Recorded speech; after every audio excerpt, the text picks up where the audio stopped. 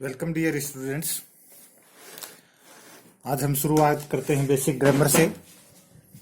ध्यान दें, मैं हिंदी मीडियम के स्टूडेंट्स को ध्यान में रखते हुए वीडियोज बना रहा हूं। प्रोनाउंसिएशन का भी ज़्यादा विशेष ध्यान नहीं रखूंगा। मैं सिर्फ जो कंसेप्ट बच्चों के दिमाग में क्लियर नहीं हो पाते हैं एकेडमिक सेशन के और कंपटीशन एग्जाम वाले स्टूडेंट्स के, उन्हीं को ध्यान में रखते हुए वीडियोस बनाऊंगा।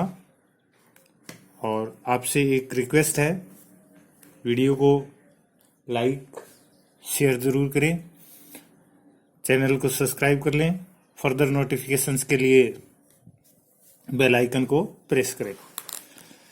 तो सरस्वती माता का नाम लेते हुए हम शुरुआत करते हैं आज फर्स्ट वीडियो में। देखिए, जब हम इंग्लिश लैंग्वेज सीखते हैं तो सबसे पहले हमें ABCD सिखाई जाती है।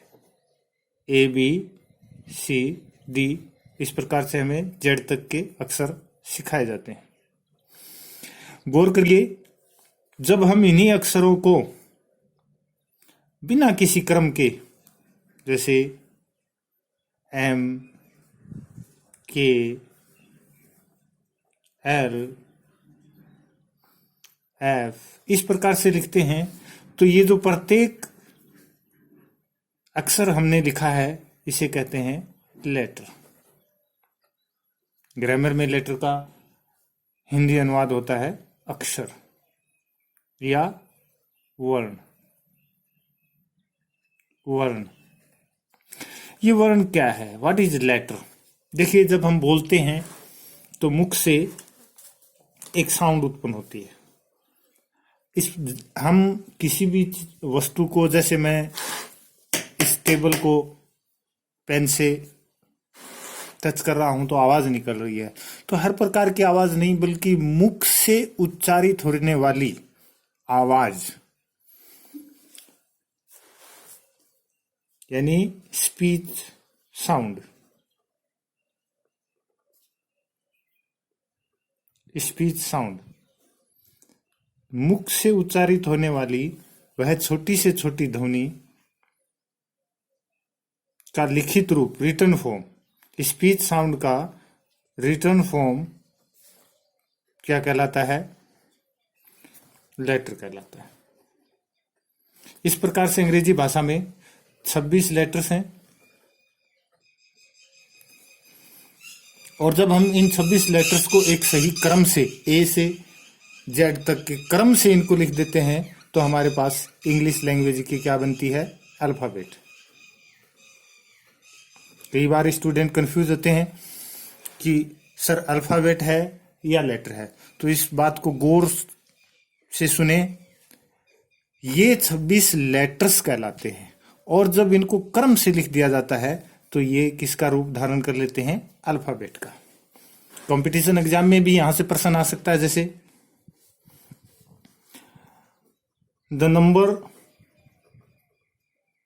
Of alphabet in English language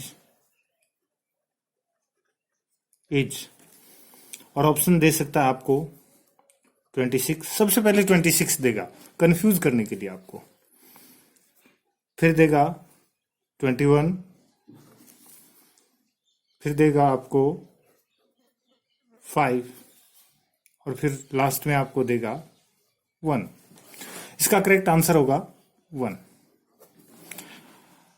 अब यहां पर हम देखते हैं कि 1 क्यों होगा, क्योंकि लेटर्स 26 हैं। अल्फाबेट मैंने उन लेटर्स को, जिस प्रकार से हम माला में फूलों को पिरो देते हैं, तो एक सिंगल फूल तो फूल, फ्लावर ही कहलाएगा, फ्लावर। लेकिन जब उसको एक धागे से पिरो करके एक माला बना दी जाती है तो उसे हम फूल माला कहते हैं। तो इस प्रकार से इन 26 अक्षर को क्रम से लिख दिया जाता है तो ये बन जाता है लेटर। और देयर आर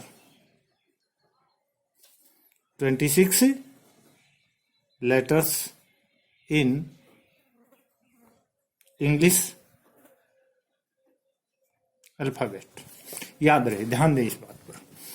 अब हम फर्दर क्लासिफिकेशन करते हैं इन लेटर्स का। ये 26 लेटर्स जो हैं ये दो भागों में बांट दिए जाते हैं, वोवेल और consonant.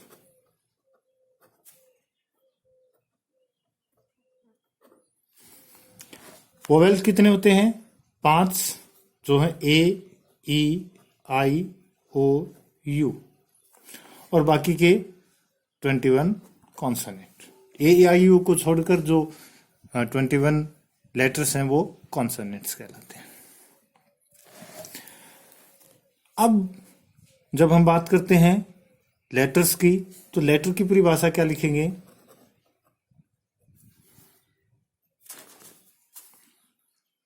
The phonetic symbol of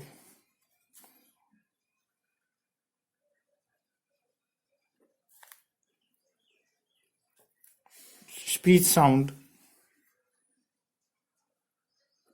is as known as letter। और ये इंग्लिश की स्मॉलेस्ट यूनिट है।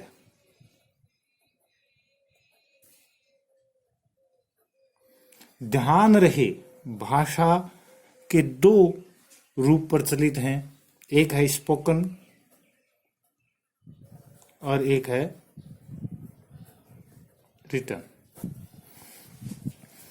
लेटर लैंग्वेज की रिटन फॉर्म की स्मॉलेस्ट यूनिट है।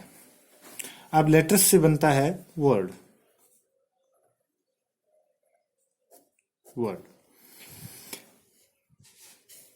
जब हम लेटर्स को एक ग्रुप में लिखते हैं और उस ग्रुप का कुछ मीनिंग हो, सेंस हो, तो उसे कहते हैं वर्ड। जैसे मैं लिखता हूं MKL, ये ग्रुप है बट ये एक वर्ड नहीं है।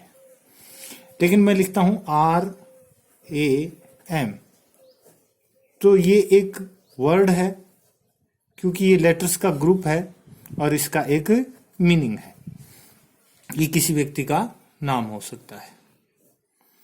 तो ध्यान दें इस बात का। लेटर वर्ड क्या है? Word is a group of letters which has a meaning. It is the smallest unit of written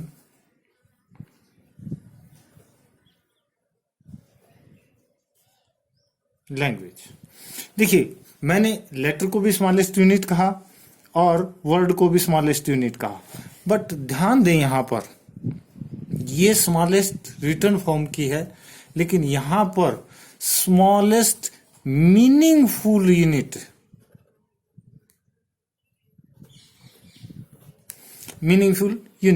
letter का कोई मीनिंग नहीं होता, वर्ड का एक अपना मीनिंग होता है।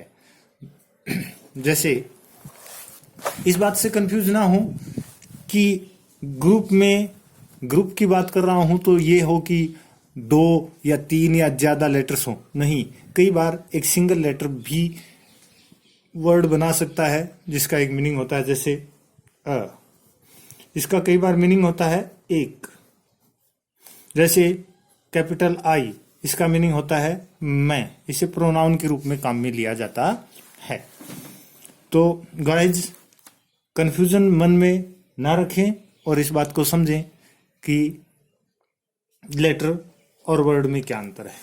लेटर एक स्मॉलेस्ट यूनिट है लैंग्वेज की रिटन फॉर्म की, वर्ड भी स्मॉलेस्ट रिटन फॉर्म की स्मॉलेस्ट यूनिट है, बट वो मीनिंगफुल यूनिट है। यहां से भी कंपटीशन एग्जाम में प्रश्न बना सकता है। जैसे which is not a word, which of the following is not a word. और ऑप्शन दे सकता है ए is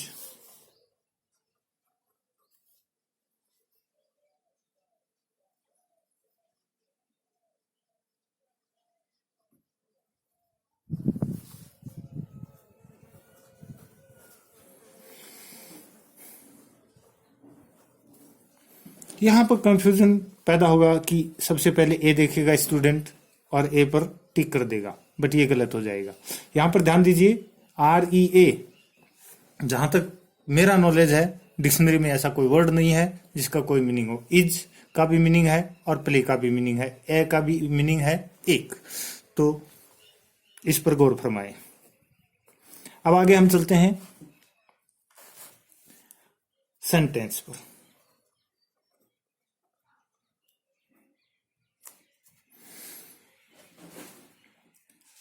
sentence is a meaningful group of words. Sentence words का एक मीनिंगफुल ग्रुप है। जैसे Ram is my friend, Ram is my friend.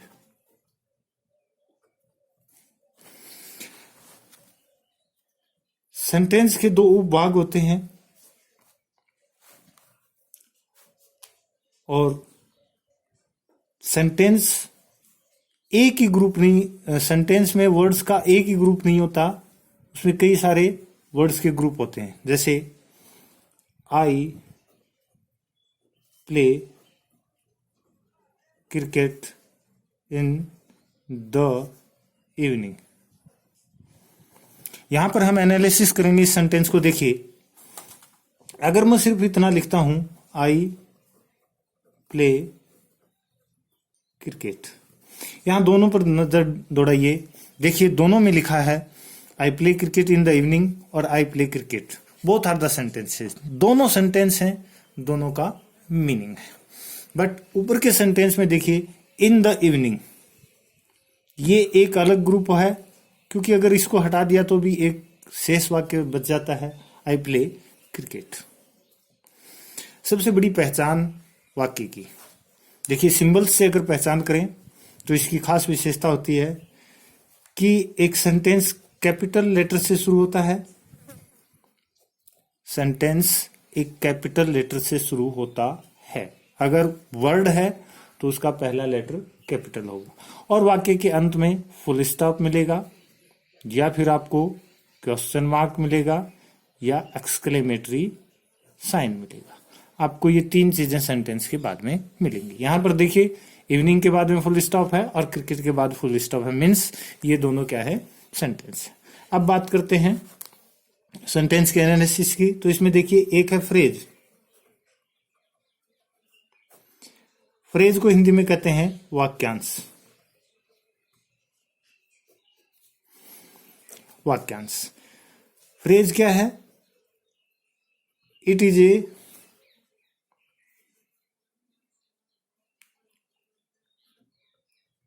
Group of words that has meaning but not complete sense। देखिए यहां पर कहा क्या गया है, यहां पर यह कहा गया है कि फ्रेज एक वर्ड्स का ग्रुप है, बट उसका एक मीनिंग भी है, मीनिंग है, लेकिन उसका कंप्लीट सेंस नहीं है। उसको अकेले को पढ़ करके हमें समझ में नहीं आता कि लिखने वाला या बोलने वाला क्या कहना चाह रहा है। जैसे अगर मैं लिख देता हूं इन द इवनिंग, इसका मीनिंग है शाम को, बट इससे समझ में नहीं आ रहा है क्या शाम को। लेकिन यही ग्रुप ऑफ वर्ड्स अगर किसी सेंटेंस में लिख दिया जाता है, जैसे इस सेंटेंस को देखिए, इसका सेंस पूरा हो जाता है और इसका अर्थ इस वाक्य के साथ मिलकर के अपना पूर्ण ज्ञान प्रदान कर रहा है। अब ये क्या है? एक फ्रेज है। इन द इवनिंग। तो गाइज आपको शायद समझ में आ गया होगा कि फ्रेज क्या है। फ्रेज मेयरली एक ग्रुप ऑफ वर्ड्स है जिसका मीनिंग है लेकिन उसका कंप्लीट सेंस नहीं होता। दूसरी परिभाषा में हम कह सकते हैं it is a part of a sentence. ये सेंटेंस का पार्ट होता है, नॉट कंप्लीट सेंटेंस। दूसरी बात करते हैं हम क्लोज की। देखिए क्लोज और फ्रेज में थोड़ा अंतर समझने की कोशिश करिए। क्लोज भी क्या है? ग्रुप ऑफ वर्ड्स है। इसका भी क्या है? मीनिंग है। इसका भी क्या है? मीनिंग है। बट इसका सेंस होता है, but it has a sense, it gives a sense. इसका सेंस होता है। दूसरी बात इसमें जो बहुत महत्वपूर्ण है वो है क्लोज में ग्रुप ऑफ वर्ड्स होता है लेकिन उसमें एक सब्जेक्ट और उसका प्रीडिकेट होता है। जैसे आई play cricket in the evening. In the evening group of words है, ये फ्रेज है। आई प्ले क्रिकेट, वाक्य यहां आई से शुरू होकर के इवनिंग तक है। जब हम बात करते हैं सिर्फ यहां से यहां तक, आई प्ले क्रिकेट, ये अनदर ग्रुप ऑफ वर्ड्स है। इसके अंदर आई सब्जेक्ट है और प्ले क्रिकेट प्रीडिकेट है। तो ये क्या कहलाएगा? क्लोज कहलाएगा। क्या कहलाएगा? क्लोज कहलाएगा। आगे के टॉपिक्स में हम फ्रेज और क्लोज का आगे एनालिसिस करेंगे, लेकिन अभी हम बेसिक सीखते हुए चलेंगे। आगे हम सीखते हैं डिवीजन ऑफ सेंटेंसेस। सेंटेंसेस कितने प्रकार के होते हैं, क्या होते हैं, ये हम अगले वीडियो में पढ़ेंगे।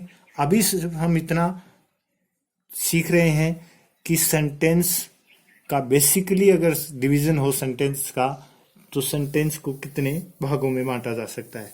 तो सेंटेंस के दो भाग होते हैं, एक सब्जेक्ट और दूसरा प्रीडिकेट।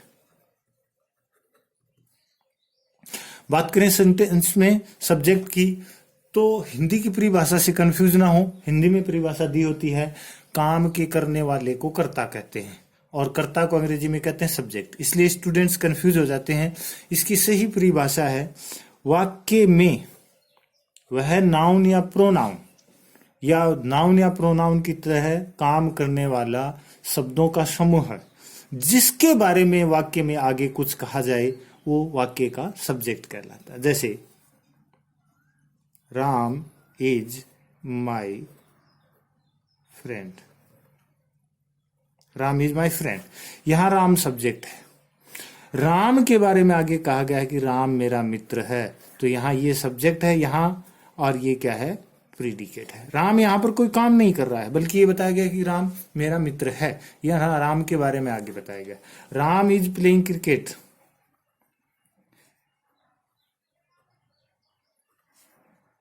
यहां पर देखिए आपको लग रहा होगा कि राम क्रिकेट खेलने का काम कर रहा है इसलिए सब्जेक्ट है, नहीं। राम यहां पर राम के बारे में बताया गया कि राम क्या कर रहा है, इसलिए राम क्या है? सब्जेक्ट है। और वो क्या कर रहा है, ये सारी बातें उसके बारे में कही गई। किसके बारे में? राम के बारे में, इसलिए क्या है? प्रीडिकेट है। सब्जेक्ट को हिंदी में कहते हैं कर्ता और प्रीडिकेट को हिंदी में कहते हैं विधेय। प्रीडिकेट मतलब भविष्यवाणी करना, कुछ कहना, बताना। तो ये है सब्जेक्ट और प्रीडिकेट। तो होप गाइज आज का वीडियो ज़्यादा लंबा नहीं करके इतना ही करेंगे। नेक्स्ट सेशन में हम शुरू करेंगे सेंटेंसेज का आगे वर्गीकरण, एनालिसिस हम करेंगे। आपसे एक बार फिर रिक्वेस्ट है, चैनल को सब्सक्राइब करें, बेल आइकन को दबाएं और देखें वीडियोज को, और धीरे धीरे हम अपने नॉलेज को किस प्रकार आगे बढ़ाते हैं। Thank you.